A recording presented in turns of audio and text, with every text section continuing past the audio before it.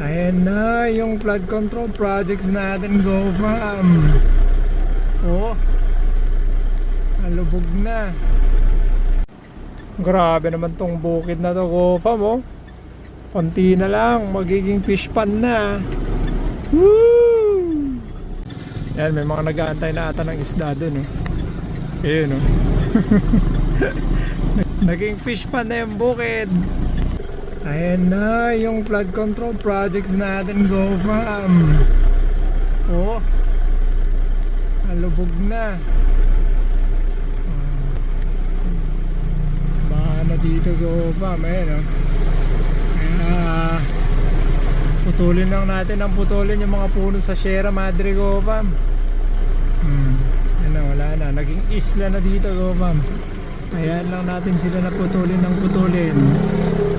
Malang araw tayo ang sisingilin dito. Buti sana kung taga dito yung mga pumuputol, no? Kawawa naman tayong taga Cagayan Valley.